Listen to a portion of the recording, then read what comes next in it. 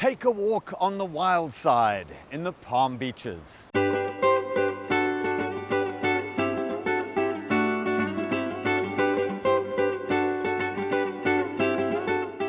Ecotourism is big business in Palm Beach County.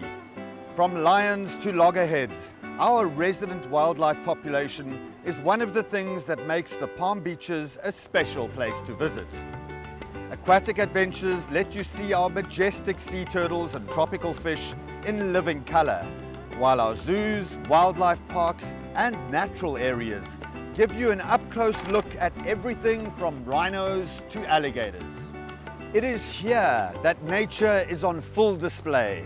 It's like nowhere else in the world.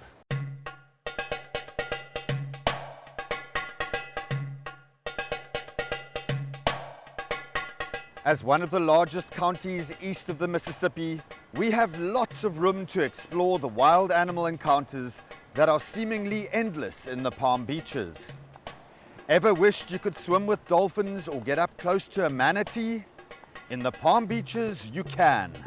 From the Florida Everglades and the Loxahatchee River to the Intracoastal Waterway and the Atlantic Ocean, take a walk on the wild side and discover the great outdoors in a tropical paradise.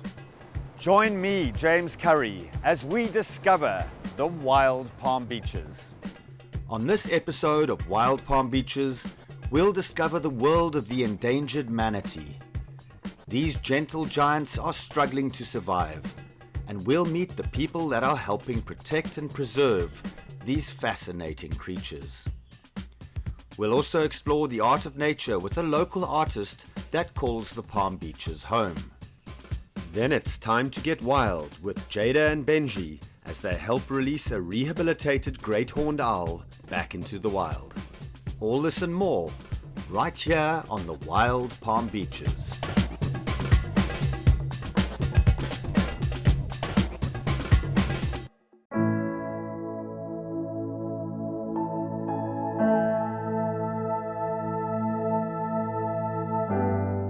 Manatees belong to an order of marine mammals called the sirenians.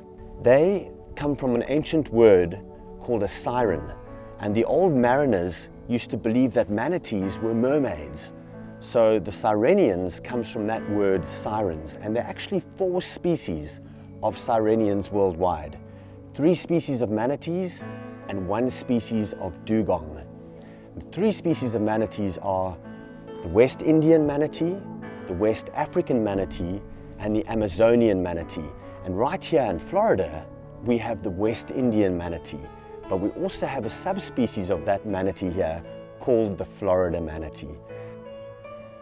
Manatees can get up to 1,200, 1,300 pounds.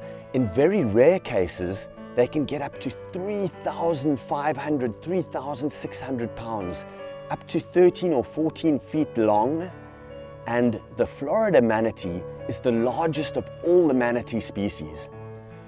The Florida manatee is nearly entirely herbivorous, which means it feeds on aquatic plants, and they're very, very partial to something called seagrass. And that's another very important resource that is vital for us to protect, is for these manatees to be able to feed on seagrass for generations to come. Things like oil spills, pollution in the water, pesticides, these all have the ability to severely deplete the seagrass on which these manatees depend. Now, manatees can feed on up to 1/10 of their body weight in seagrass every day. So you can imagine that a manatee that weighs 1,000 pounds is eating up to 100 pounds of seagrass every single day. In some parts of the world today, they're actually still hunted and poached, which is really, really sad. But thankfully, places like Florida, places all over the world, manatees and dugongs are now very, very well protected.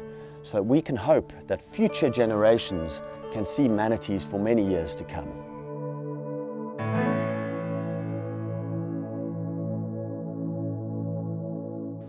Everybody loves manatees, and one of the best places to see them in the Palm Beaches is at the Florida Power and Light Power Plant at Manatee Lagoon, especially in winter.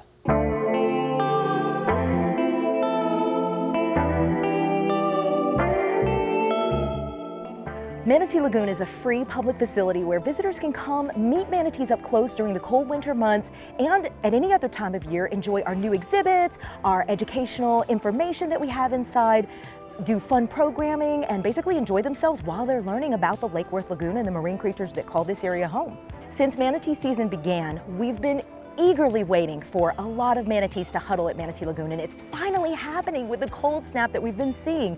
All of the manatees are gathered here. This morning we had more than 52 congregated in our outflow, and this is such an exciting time for our visitors because typically during manatee season, if it's not cold, they'll come, they'll see a couple swim by, you know, one here and there, but having a reliable way to see them and come and know that at any given moment during your visit you're going to see dozens of manatees, that is so exciting for them. And just to hear the visitors' enthusiasm and the moms that come with their kids and see them get excited, their eyes light up, it's just so heartwarming.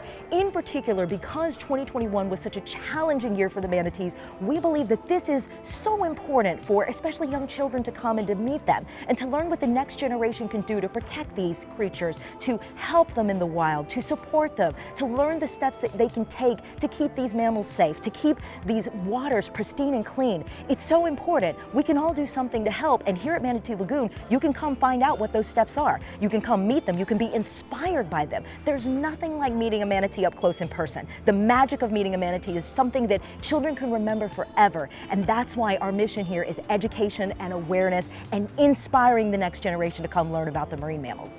So cool to show her the manatees and hopefully raise another generation saving the manatees.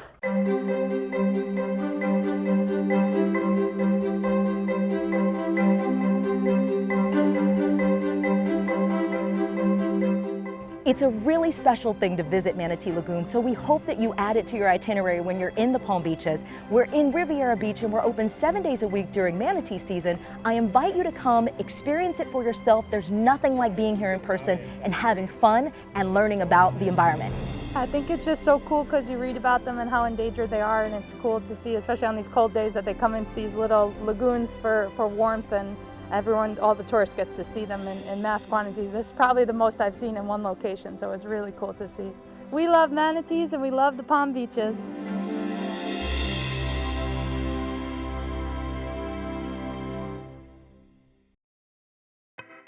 The Wild Palm Beaches is brought to you by Discover the Palm Beaches.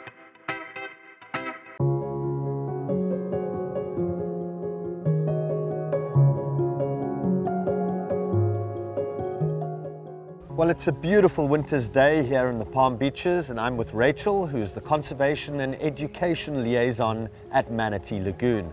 And they have just released a manatee here today. Rachel, tell us a little bit about this manatee that you've released. Absolutely. This manatee's name is Lemur, and he was caught here at Manatee Lagoon about a year ago, January 15th of 2021. Because of a severe boat strike on his side. So he needed to be rehabilitated, and he was taken to the Miami Seaquarium, where they took great care of him, rehabilitated him, and released him right back into our clean warm water discharge where he was captured. Oh, that's great news. And will you be tracking him and monitoring him over the years, him or her? Yes, yeah, indeed. So here at Manatee Lagoon, we are not actively doing the tracking, but we do get that information from those entities who do. So the Clearwater Marine Aquarium did put a satellite tag, a tracker, on Lemur, the manatee that we released today, and will be tracking his whereabouts. And they do migrate, right? So they're quite site faithful. They'll come back to the same site year upon year, but they'll also migrate up and down the coast, correct? Exactly. So manatee calves will learn from their mothers everything they need to know, such as where to find warm water sites, where to find food, and where to find fresh water. So a lot of people don't realize that they do need to drink fresh water just like we do, and they will return year after year to a lot of those similar sites that they learn. But during the summer months, when the waters warm up, they do migrate, just as you mentioned. So during winter, they'll migrate to these clean warm water outflows or other natural warm water sites, and then in the summer months, they disperse throughout the coast of Florida. And the relationship with humans and manatees between the two species, it's almost like a double-edged sword in this case, isn't it? Because here we've got a situation at the power plant where they're benefiting from the warm water produced by humankind, and then on the other hand, you've got manatees that are getting struck by boats. Tell us a little bit about that and the relationship that we have with manatees. Yeah, we have definitely developed a very close relationship with these animals over the years in the form of our warm water discharges. So historically, before we had these power plants that were putting out this clean warm water, manatees would spend a lot of their time either in the more southern areas of Florida where the water temperatures don't drop quite as low, or in the freshwater springs. However, unfortunately, a lot of the springs have been developed and a lot of that natural habitat has been reduced over the years. And so these warm water outflows from power plants have become more and more important to these animals. And if you had a message for the general public, what would it be in terms of manatee conservation? What can we do to make the lives of manatees better? Education is definitely a top one. So teach your friends all about manatees. Definitely make sure, if you're lucky enough to have a boat or be out there on the water enjoying the day, make sure you wear polarized sunglasses to help you see through the water more, and obey all of the speed limits and any signs out there. So make sure you go slow, take your time, watch out for manatees, and enjoy your time on the water.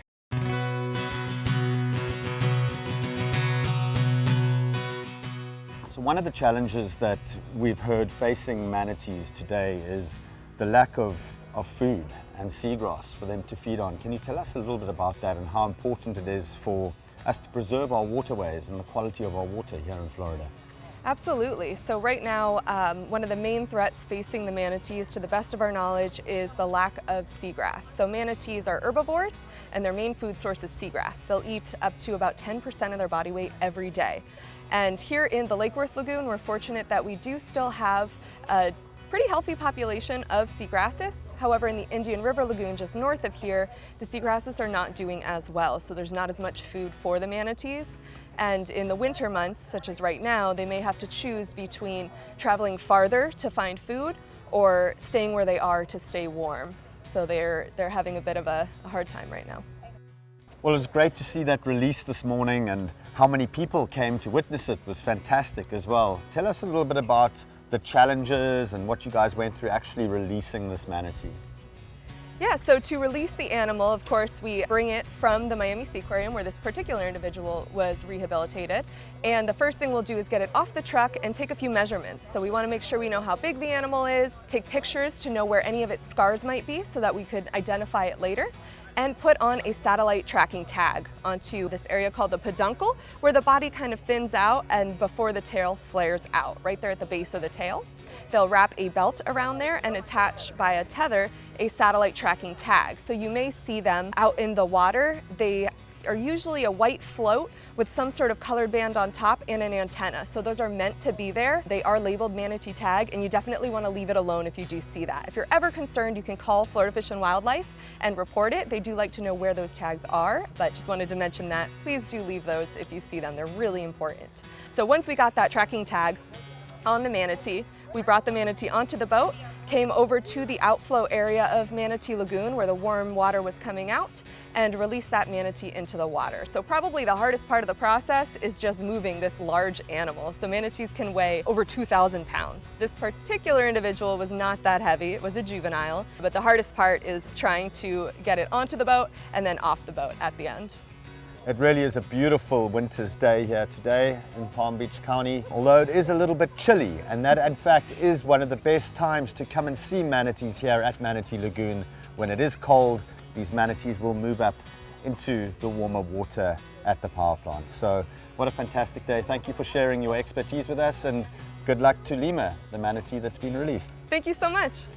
If any of you watching are coming down to the Palm Beaches during winter, as so many people do, come down to Manatee Lagoon. It's a major part of the wild Palm Beaches.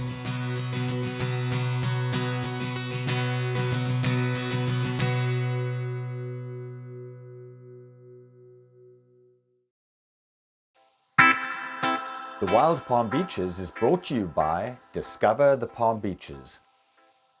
I'm Ben Hicks, an underwater nature photographer based in the Palm Beaches, and this is the art of nature.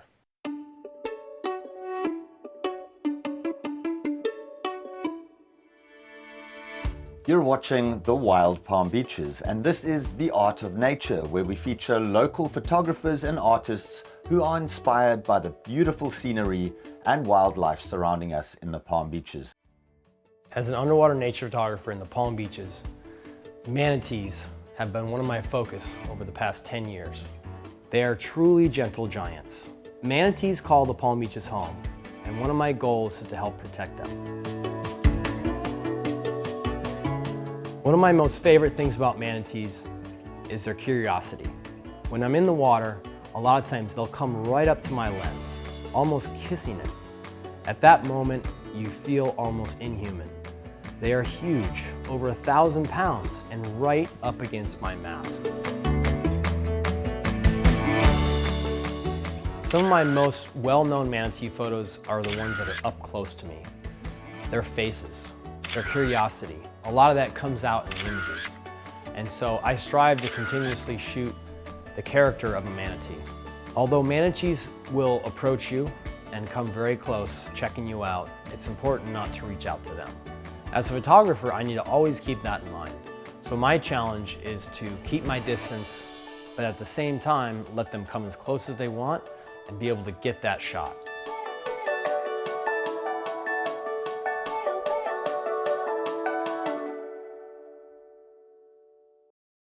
Hey, I'm Benji. I'm Jada. And it's time to get wild in the Palm Beaches.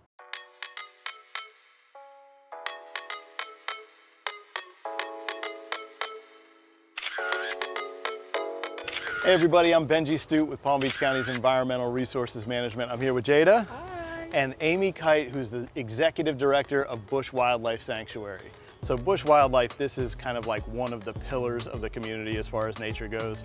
I'll take it, thank you. So thank you so much for inviting us over. Today I'm really excited because we're gonna get a behind the scenes tour of really the mission of Bush Wildlife. Certainly it's education with all the resident animals here, but today we're at the hospital, and this is where you guys do the real work of rehabilitating animals. So can you tell us kind of a little bit of what we're in for today? Yeah, absolutely. So Bush Wildlife Sanctuary started, and it's still our primary mission as a wildlife hospital. So our goal is to take in sick, injured, and orphaned wild animals. The focus is really on those native to Florida here, and get them better and get them back out in the wild again. And we're up to about 6,000 patients a year that we're seeing. Wow. Every year it goes up. It's gone up 25% in the past 3 years. Wow. So, you've got the influx of people moving into the county, you've got all this development that's going on, and we really feel that's a factor, and that's where education comes in. Most of these animals are here because of humans. And so that's why if we can educate the humans, hopefully some point we can start bringing that intake number down.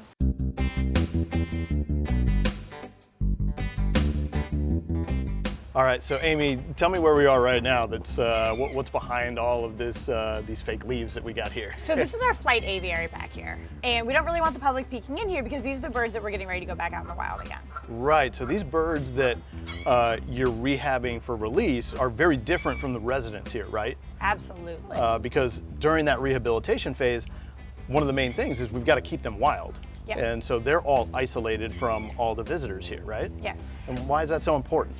Well, we want to make sure that when we release these birds, not only do they have what they need to function out in the wild, we also want to make sure that they aren't going to go up to people thinking that that's an ally of theirs.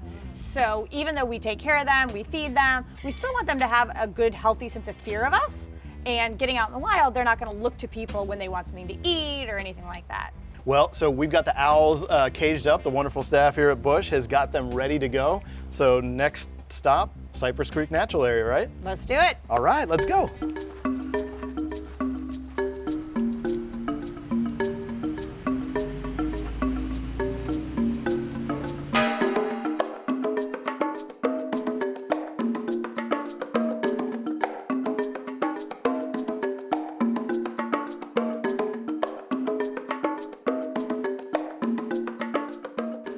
So these animals, they span all over the Americas, South America, all the way into the Arctic. And what makes them so ubiquitous, what makes them able to survive from deserts to Arctic forests is all these adaptations. Their feathers are made so they can fly silently. These eyes, these beautiful golden eyes, are fixed in their skull, which gives them incredible vision. To look side to side, they can turn their head more than 180 degrees around because they can't move their eyes. And then these feathers that make this facial disc help funnel sound to their ears, so they have incredible hearing. And then the last thing is these crazy talons on this bird. So great horned owls have one of the strongest talon pressures in the bird world, and that allows this animal to take prey as small as dragonflies and scorpions and lizards, all the way up to even striped skunks and even red-tailed hawks, prey that is even bigger than themselves. All right, Jada, you ready to give this bird a second chance at life? I am. All right, All right. ready? One, One, two, three. Wow. Does it get any wilder than that?